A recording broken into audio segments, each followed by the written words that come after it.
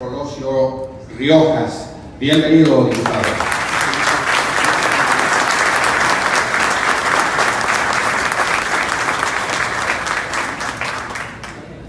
Hablar de la Constitución y hablar de la laicidad.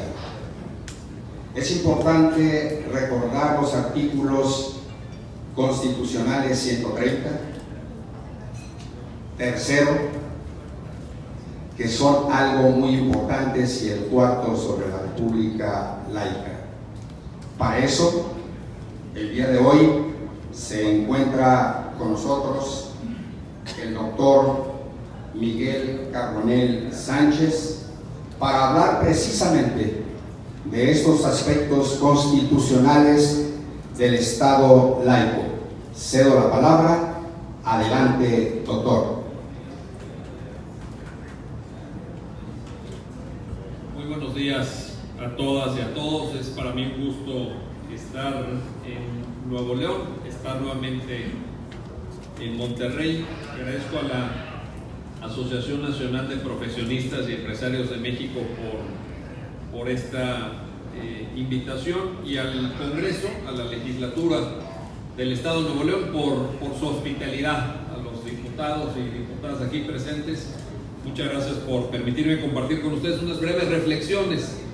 Efectivamente, como ya lo dijo la diputada Esperanza Alicia Rodríguez, el Estado laico se organiza en una serie de disposiciones de la Carta Magna, de la Constitución mexicana, entre las cuales podríamos destacar fundamentalmente el artículo primero, que establece en su párrafo quinto que no se discriminará a ninguna persona por una serie de criterios que están ahí enunciados, pero entre los cuales se encuentra la religión.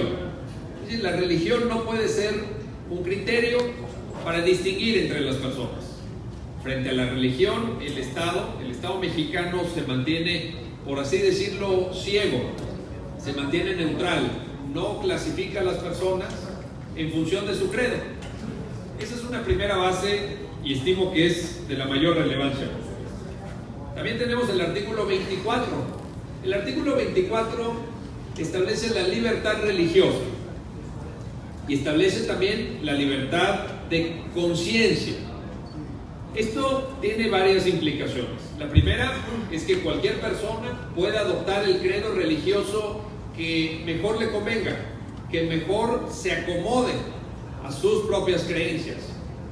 Implica también que una persona pueda cambiar de credo religioso. Que tengas una religión porque te lo hayan inculcado en tu casa, en tu familia, no quiere decir que tengas que tener la misma religión durante toda tu vida. Implica también que puedes dejar de tener una religión, que puedes dejar de pertenecer a un credo religioso y creer en cuestiones que no necesariamente tengan relación con una entidad metafísica o con un ser divino, etcétera, sino creer en lo que tú quieras. Esa es la libertad de conciencia. La libertad de conciencia es establecer un credo propio, autónomo a un libro sagrado, insisto, o a una entidad metafísica. Tenemos, ya lo dijo también la diputada, ese artículo vertebrador, toral, importante para la historia de México, que es el artículo 130.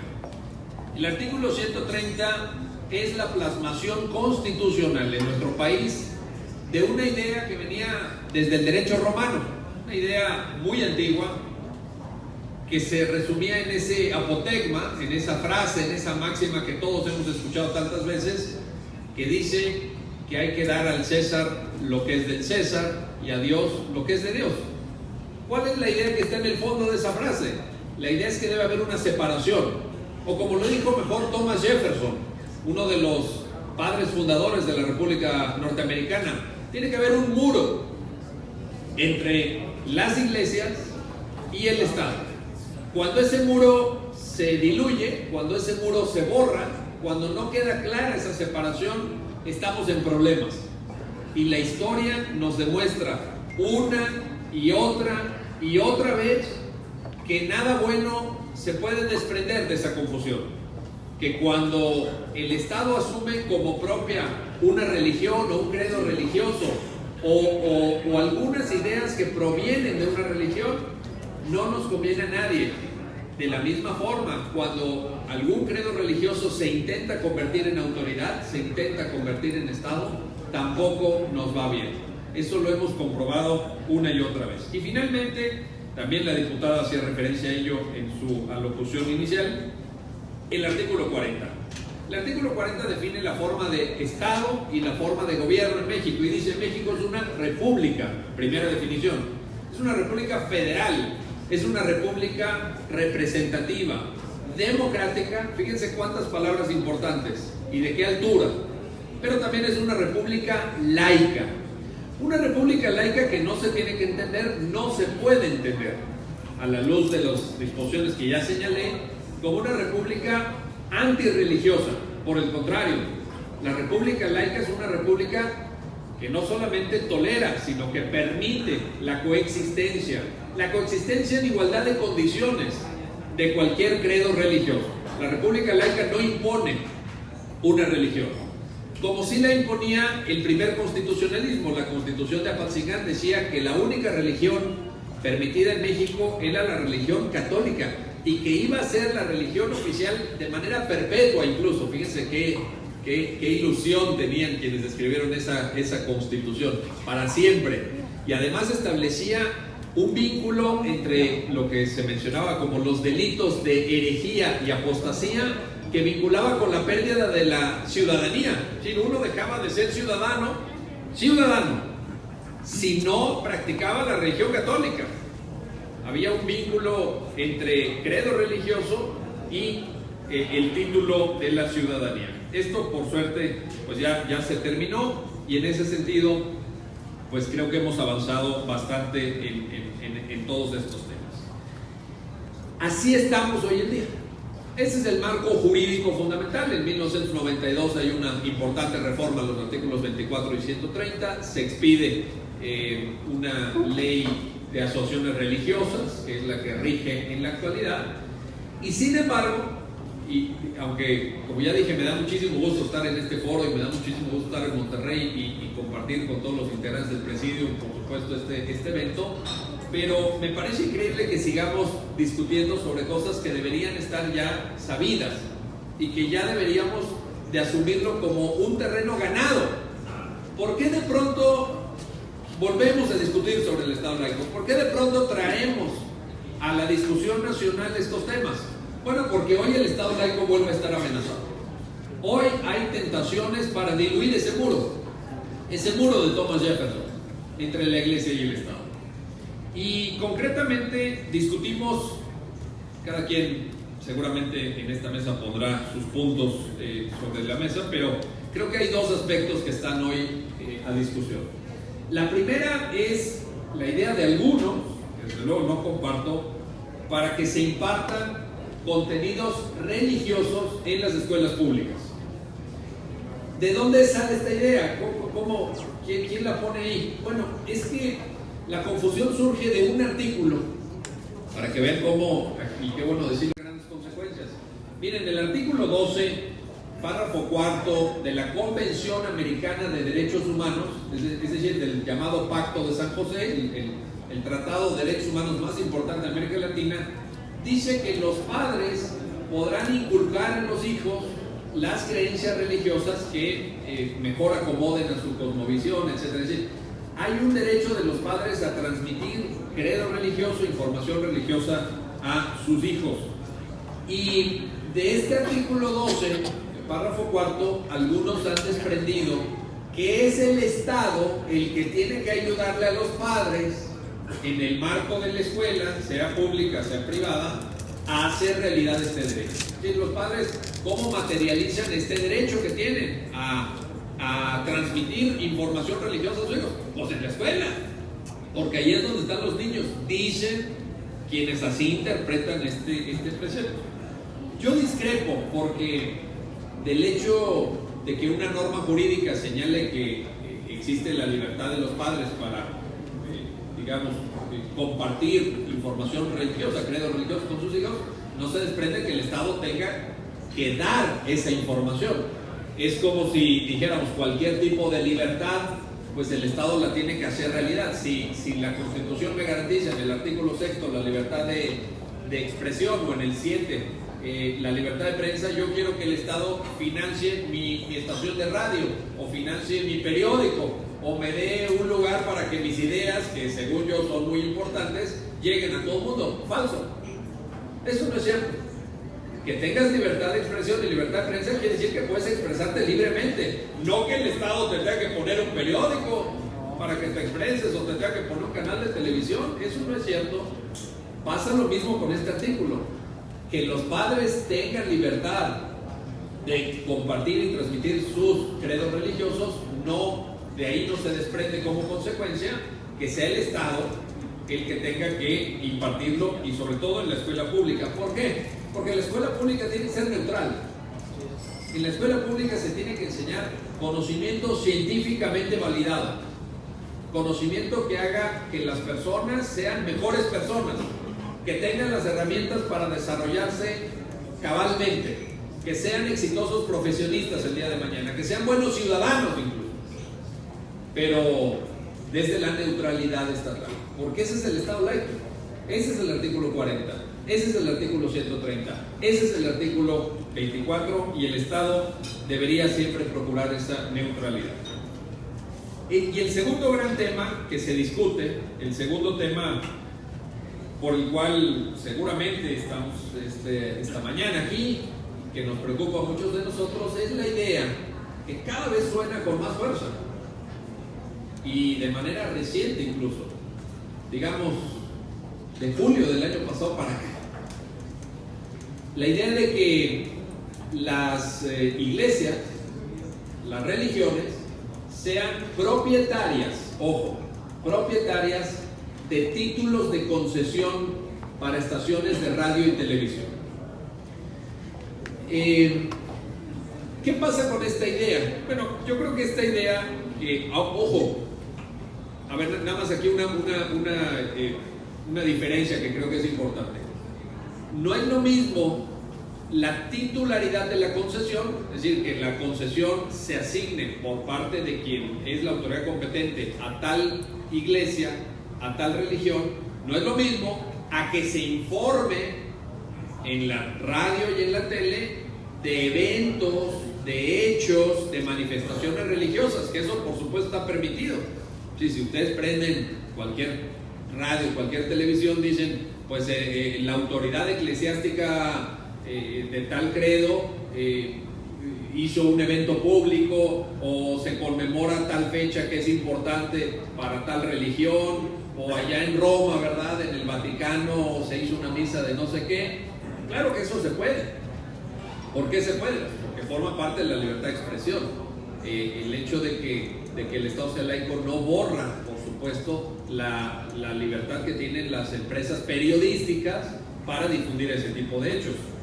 Pero la otra cuestión es diferente. Es decir, ¿qué pasa cuando decimos, pues vamos a asignarle en título de propiedad a las iglesias radios o televisiones?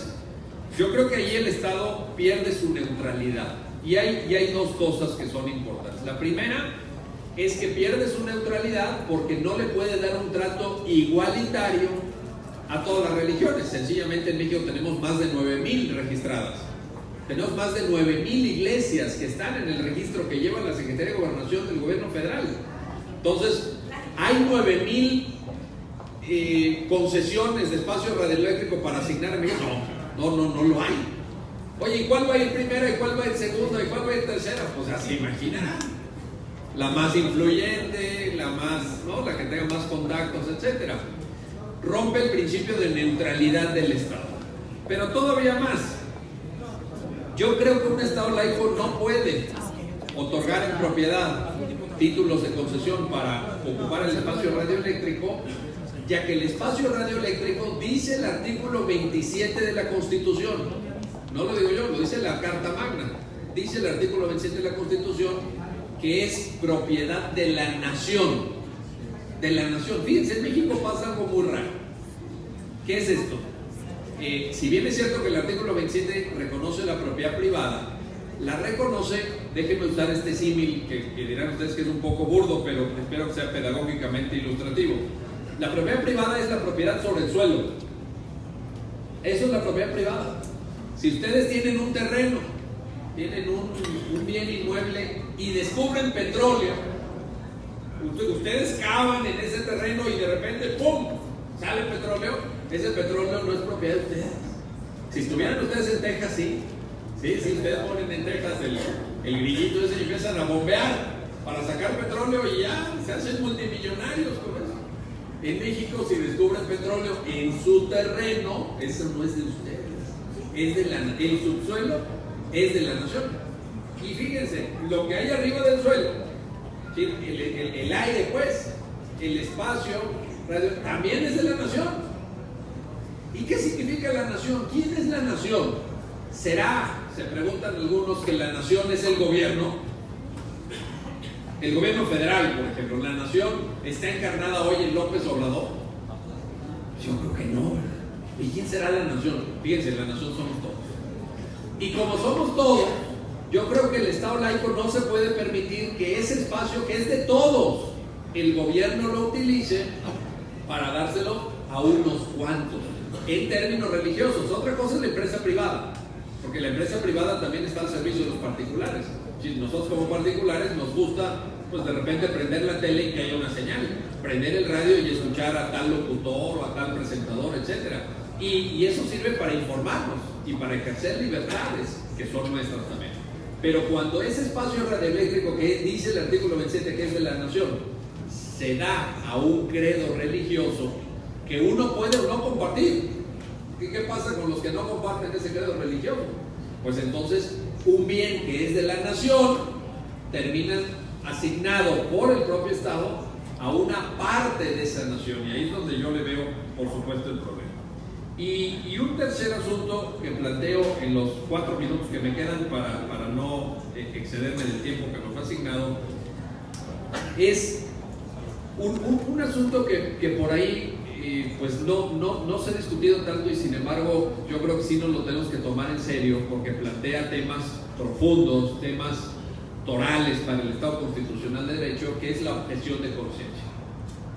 El artículo 1 de la Ley de Asociaciones Religiosas de 1992 dice que ninguna creencia religiosa puede eximirnos del cumplimiento de un deber legal. Esto es, si choca la ley con una creencia religiosa, gana la ley, para ponerlo en términos sencillos, para ponerlo en términos así directos, ¿verdad? Yo creo que hay que considerar esto, y aunque yo he sido conciencia, yo creo que sí, yo creo que no choca en nada, y al contrario, evita que nos pongamos que pongamos en grave riesgo la religión y la conciencia de algunos seres humanos. Hay que acotar, hay que legislar fino, digamos, hay que sacar el hilo fino, legislar con mucho cuidado, pero tiene que haber ese espacio. Y para terminar, para ya cerrar, les diría que me preocupan también, pero lo apunto como preocupación, porque además ya no tengo tiempo, y porque sinceramente se los digo, ni siquiera entiendo bien la idea, no sé a qué se refiera, no sé qué signifique, pero me preocupa la idea de una constitución moral.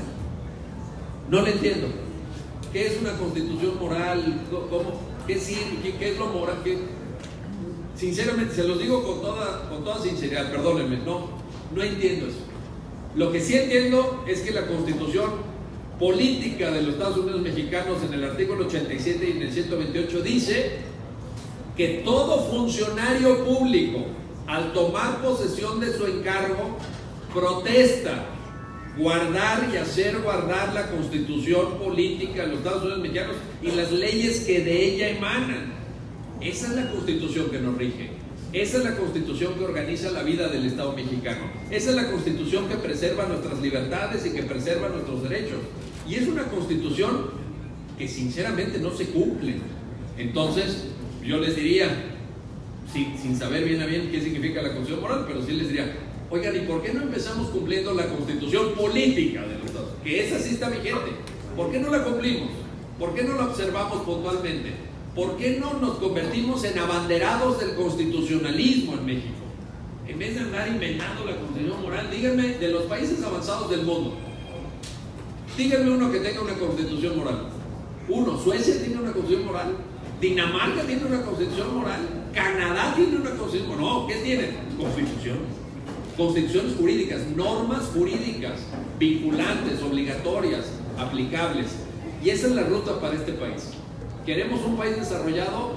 Protejamos libertades, protejamos derechos, hagamos de la Constitución nuestra pauta de conducta, pero no andemos metiéndonos en problemas con el Estado laico, que debe ser un terreno ya ganado en la historia de este país, y no inventemos constituciones morales que quién sabe qué resultado den, y esto también da para otra reflexión que aquí dejo nada más, y que además creo que el Estado no es quien para dictarnos la moral. El Estado no es quien. La moral es algo individual, y el Estado lo que corresponde es respetar, siempre y cuando nuestra moralidad esté dentro de la ley, respetar esa moralidad, no imponerla, no dictarla, no escribirla y desde luego no promoverla. Muchas gracias por su atención.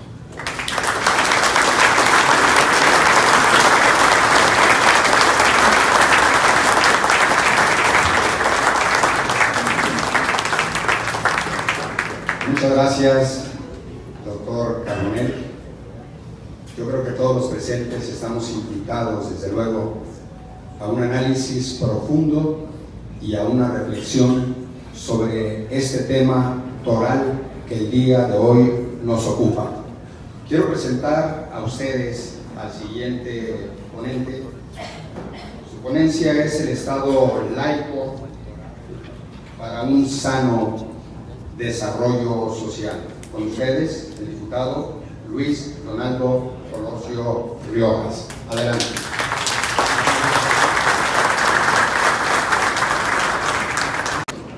Muy buenos días y muchas gracias por la invitación el día de hoy. Muchas gracias por su ponencia. Poco me queda agregar realmente a esta primera ponencia. Yo creo que me centraría más en cuáles son las consecuencias, tanto negativas de no tener un Estado laico como las positivas por tenerlo. Históricamente, cada vez que la laicidad del Estado es, digamos que, pues, limitada o es prohibida, hemos tenido graves consecuencias en el desarrollo de las sociedades de la humanidad. Históricamente, la Edad Media y el oscurantismo se dio precisamente porque el Estado laico se prohibía por completo. Había una imposición religiosa que prohibía cualquier tipo de avance intelectual, científico, incluso hasta académico. Las personas humanas y la sociedad como conjunto de estas evolucionan. Sus exigencias y sus necesidades son mayores cada vez en busca de su perfeccionamiento. Toda sociedad humana es un organismo en constante evolución. Y también reconozcamos que la fuente de legitimidad del Estado ha cambiado. Las agrupaciones religiosas no son ya las que pueden y deben de influir sobre la conformación de las leyes o definir las políticas públicas, como bien lo acaba de señalar el doctor Carbonell. Las políticas públicas son, por el contrario, definidas por el pueblo, por la gente, por la nación, a través de sus formas de representación, que son particularmente las parlamentarias. Pero esto quiere decir que todas las personas, en su pluralidad de ideología, de credo, de formas de pensar y de ver las cosas, son las que definen estas políticas públicas, y por ende esas políticas públicas tienen que representar y por lo tanto también respetar esa pluralidad de creencias, particularmente las religiosas. Así, la moral pública, este concepto pues, intangible, ha cambiado y será siempre dinámico conforme siga cambiando la sociedad, siga evolucionando, y conforme los distintos credos y religiones de las distintas razas que conforman nuestra nación sigan evolucionando, conforme sigamos recibiendo, sigan llegando muchas otras naciones, o muchas otras nacionalidades, a conformar también parte de nuestra nación.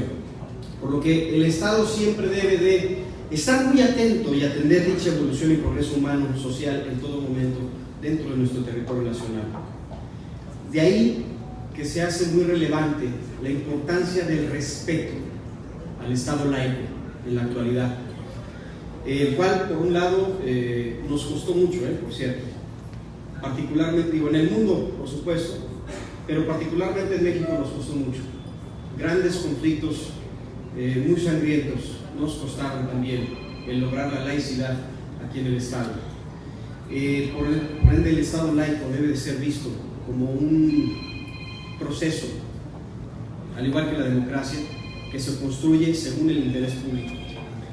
Pocas creaciones del mundo moderno se han vuelto tan indispensables para la convivencia, para la libertad y para la paz de las sociedades diversas y plurales, como es el Estado laico. El Estado laico se centra entonces en que el desarrollo social y las dimensiones particularmente las dimensiones de valores o creencias que tiene que tener el Estado, deben de ser libres de toda imposición y de estereotipo, que permita que las personas puedan elegir su modo de vida sin imposiciones de ningún tipo, que permitan también generar normas morales y de conductas aceptables a todos. Es decir, que no se trate de imponer la ética, la moral a través de la ley. Ahorita que estaba hablando el doctor, me vino a la mente mucho todo este debate que se vino y que vivimos aquí no hace tanto tiempo. Y un tema muy recurrente era el de la moral, el de la ética, incluso hasta la bioética, en todas estas decisiones que se están conformando a través del legislativo. Y una y otra vez, la respuesta que muchos grupos tienen, y coincido mucho en estas creencias, es que la ética y la moral son cosas que se deben no de imponer desde la ley, sino de enseñar en casa, y que cada familia y cada creencia, y sobre todo que cada persona pueda decidir libremente, y que sea una decisión consciente esa moralidad que se le quiere imponer, más bien con la que se quiere vivir una vida, y que no sea una cosa impuesta desde la ley, porque entonces no se va a acatar de una manera libre, no se va a acatar de una manera consciente, de una manera plena. Las normas o prescripciones sociales no pueden ser, pues, un deber, sino una libre elección. En la historia de México, un ejemplo claro de los derechos y libertades civiles otorgadas se dio en el gobierno de Juárez con las leyes de reforma, en esta separación histórica del Estado y de la Iglesia, donde la Iglesia Católica en ese entonces tenía sus propias leyes, sus propias cortes, su propia policía, sus propias cárceles incluso. Tenía un poder monumental en el Estado mexicano. Decretaban, entre otros, la creación, estas leyes de reforma decretaron, entre otras cosas, la creación del registro civil, del matrimonio civil y de la secularización de los cementerios. Tres cosas que al día de hoy todo mundo damos por sentado, son algo que lo tomamos por seguro. Pero una persona que no era católica no tenía derecho a la identidad en ese entonces. Una persona que no era católica y moría no tenía derecho a un lugar de sepultura. Una pareja que no era católica no tenía derecho a contraer matrimonio.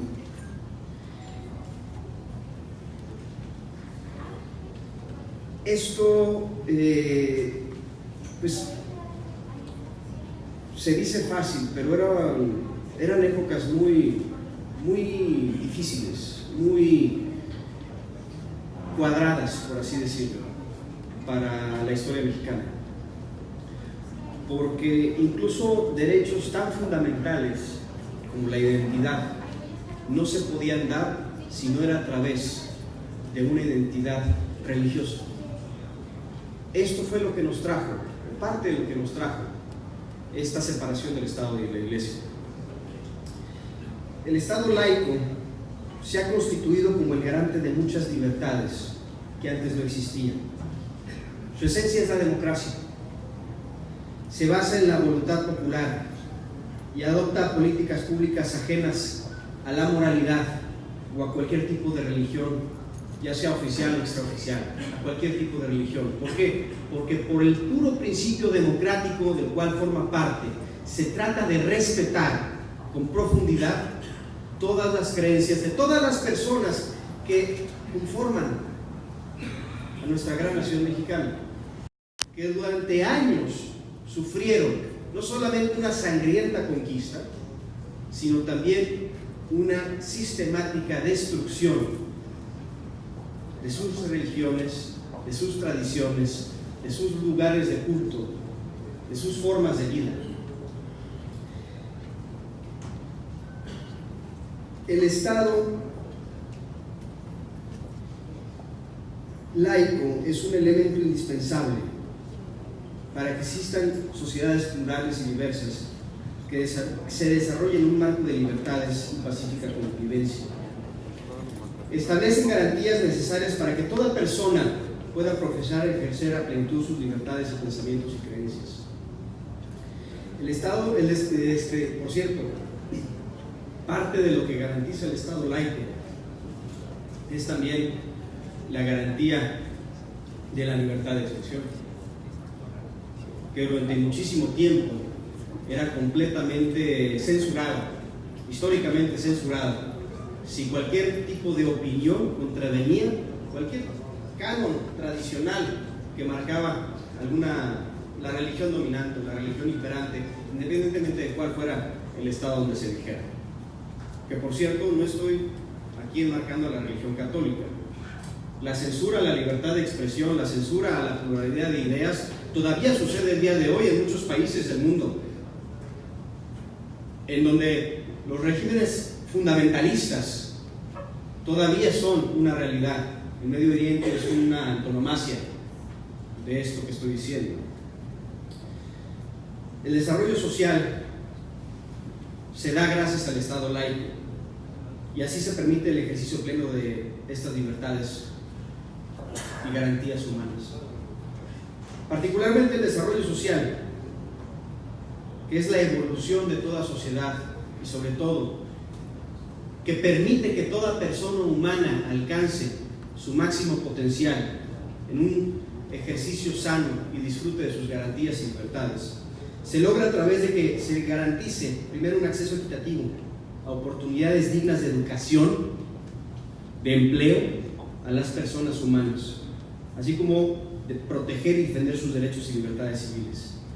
Estos derechos y libertades civiles se entienden por educación, trabajo, salud, ingresos, valores o creencias espirituales, cualesquiera que éstas sean, participación cívica y desarrollo personal y familiar. Cosas que todo mundo aquí presente podemos estar de acuerdo, son exageradamente necesarias para que todos nos podamos desarrollar en pleno y sano desarrollo y convivencia. Sin embargo, no son una realidad para todas las personas del mundo y, por cierto, no son una realidad para todas las personas de este país todavía. Así pues, para concluir, el Estado laico es necesario para un sano desarrollo social y está fuertemente vinculado al respeto, a la promoción y sobre todo a un sano desarrollo de los derechos y libertades civiles que deben de gozar todas las personas humanas. Conduce el derecho libre al desarrollo de una personalidad que pueda elegir una persona de forma libre y autónoma un proyecto de vida, donde la autoridad pública no deba rebasar nunca los límites de las decisiones personales. que se deban generar condiciones de igualdad para una convivencia pacífica, en donde las diferencias entre las personas sean una fuente de riqueza y no una fuente de conflicto. De este modo, la obligación del Estado moderno debe de ser el preservar la libertad de conciencia frente a cualquier amenaza que atente en contra de su libertad. Esta obligación surge de la convicción de que nadie puede ser obligado a creer en algo por la fuerza, siendo entonces necesario respetar las creencias de cada quien. El desarrollo social que impulsemos desde el Estado laico debe responder esencialmente al interés público, que puede ser distinto a las creencias personales de los hacedores de la política pública y de las leyes, por cierto. Y los hacedores de las políticas públicas y de las leyes debemos de respetar también esas diferencias de creencias personales de todas las personas que conforman el territorio nacional. Un legislador puede en lo personal no estar de acuerdo en el aborto bajo ciertas circunstancias, pero la salud pública obliga a que el Estado atienda un problema existente, como es el de los abortos que se aplican clandestinamente y en condiciones de insalubridad que provocan muertes entre las mujeres que lo practican. Los legisladores y funcionarios públicos no están en sus puestos a título personal, no estamos en nuestros puestos a título personal. Por lo que, si bien tenemos el derecho de tener nuestras convicciones propias, en nuestras funciones debemos de respetar y responder ante todo al interés público, definido por la voluntad popular mayoritaria y la protección de los derechos de las minorías.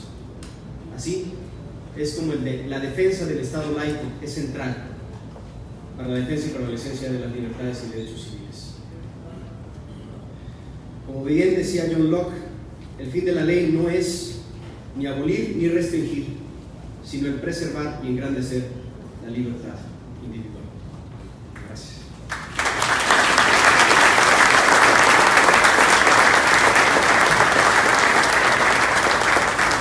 Muchas gracias, diputado.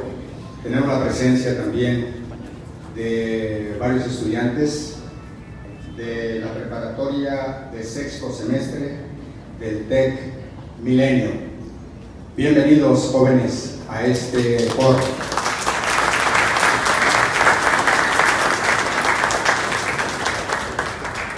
Señoras y señores, también con nosotros hay varios líderes religiosos cuyos representantes son de la Iglesia Adventista del Séptimo Día.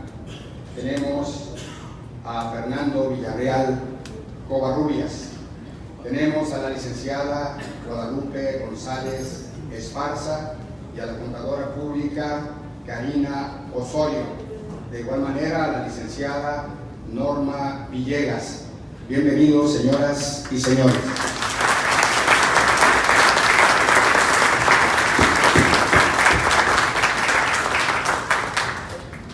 También nos honra con su presencia un representante en Monterrey del Hare Krishna, el señor Antonio Santiago Hernández. Bienvenido a este foro.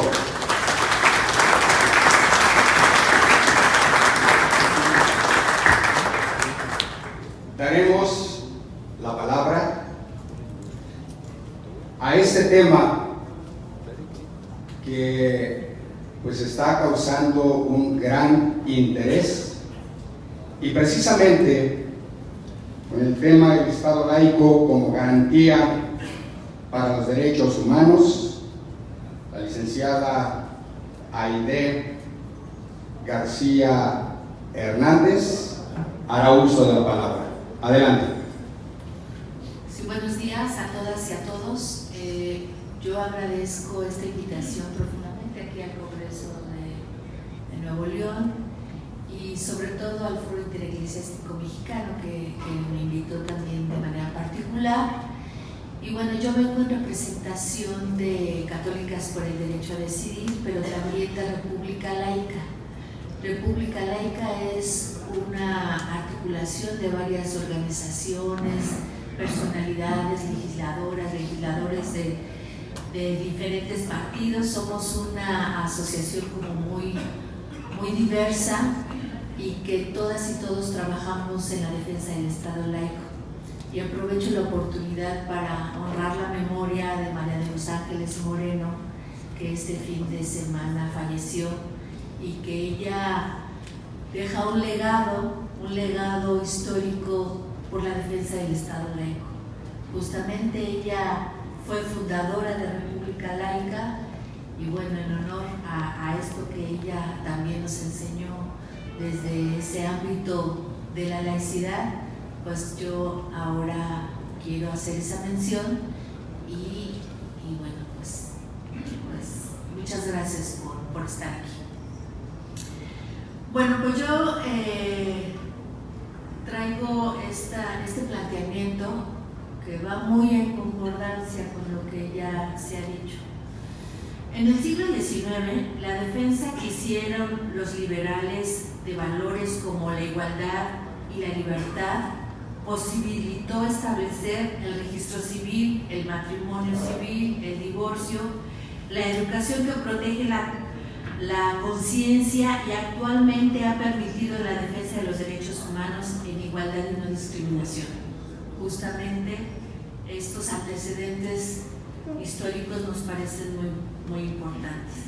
En la actualidad, muchas personas cuestionan la necesidad de un Estado laico como modelo político, o también lo critican porque suponen un riesgo para la libertad de creencias y de cultos. Y justamente muchos de los que se oponen al Estado laico, que no es difícil adivinar, que son estas jerarquías que quieren imponer una sola visión del mundo hacia toda la diversidad de pensamientos. Creo que ahí hay un punto importante. También en los antecedentes, después de la Revolución Liberal Francesa, en lo que concierne a las ideas de libertad, igualdad y fraternidad, y el Estado laico es un instrumento jurídico político al servicio de las libertades de una sociedad que se refiere a la igualdad de todas las personas entre los otros, de la complejidad que ello implica, y procurar establecer